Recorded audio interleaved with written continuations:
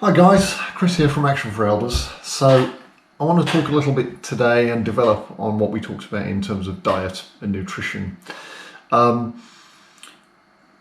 think that there's a constant misconception about what we eat, when we eat it. A lot of the time we overeat, and that can be controlled by portion size, just in terms of the size of plate that we have. If we have a big plate, then you have perhaps a tendency to fill that plate with food. If you have a smaller plate, then obviously, portion size and control plays a big part in terms of how we eat and how we interpret what we eat as well.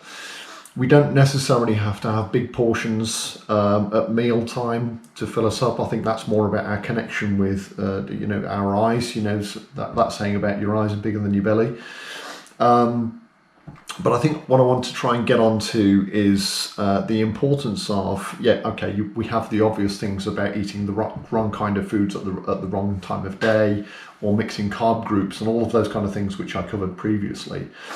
But I think also there's a bit of a stigma attached to the word diet or dieting, and I think that it's important to try and come away from that mentality and think about the nutritional qualities of what you're eating. But also don't think about, if I'm on a diet or if I'm changing my diet in a certain way, I have to eat completely boring foods and this kind of thing. I think that's really quite a contentious issue. I think that it's quite the opposite of that. You can find foods that are really nutritious, really good for you, very tasty and enjoyable to eat. And I think over a period of time, this opens up your palate to enjoy different types of foods in a more wholesome way. But I think also, if we plant that seed in our mind about diet and this kind of thing, then immediately we kind of switch off and start to think of, boring. I have to be eating corn and seeds for breakfast and this and that and the other, and that's not the case at all. Obviously, we all work slightly differently, so what will work for one person won't work necessarily for the other. So it's about very much feeling your way through what your body tells you. But I think more importantly, what I want to try and emphasize in this space is the emphasis on the mind, because our mind and the way we work emotionally plays a really vital role in terms of how we digest our food. Now, it's been discovered recently, over recent years, that our gut has just as much sense, in inverted commas, as our mind does. We have just as many firing synapses and what have you, and that's why it kind of makes sense now when you think about when they talk about gut instinct. It's not for no reason that these things come from nowhere. So stress can have a great bearing on how we eat and what cravings that we have.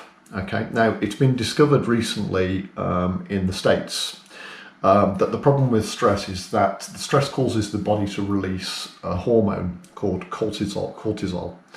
And this fuels the blood with energy in the form of sugar.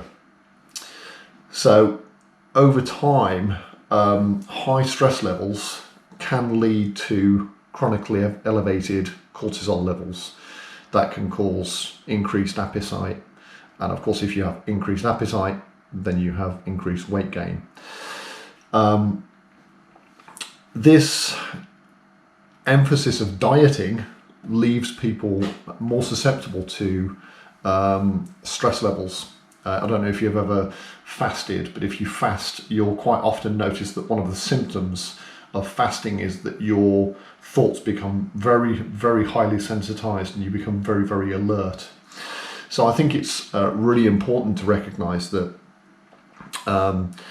when you're dieting, your stress levels can be elevated, your sensitivities can be elevated, and as a result of this, obviously your blood sugars get messed around with, so it can leave you very much yearning for the things that we probably shouldn't eat, a hot fudge sundae or an ice cream or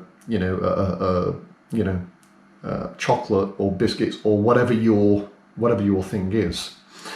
So obviously, as a one-off, it's not going to cause significant weight gain. But the problem is that if you're in a constant state of persistent stress,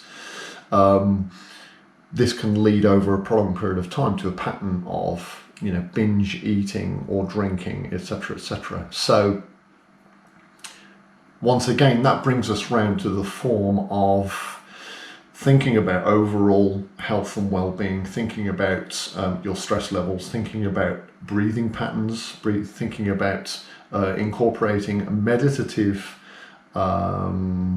presence into your daily activity, whether that be walking, whether that be your Shinrin Yoku, walking in the forest, being around nature, whether it be simply just sitting and just listening to birds and the wind and wildlife for a period of time. Whatever the thing is where you can immerse yourself into your own sphere of comfort and let that mental nervous activity drop away, then that's going to help bring back into balance a sense of de-stressing and letting some of these things around the outside of us drop away a little bit, so that we can try and monitor and regain a sense of calm.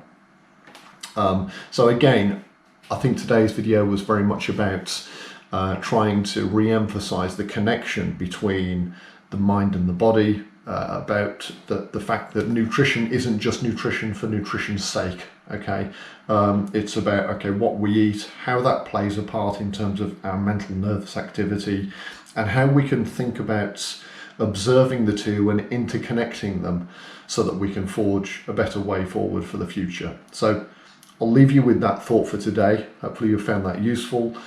Please keep checking on our YouTube channel. Feel free to drop any comments in terms of how helpful or otherwise you may have found it. And we'll see you again soon with another video. Thanks very much now. Take care. Bye-bye.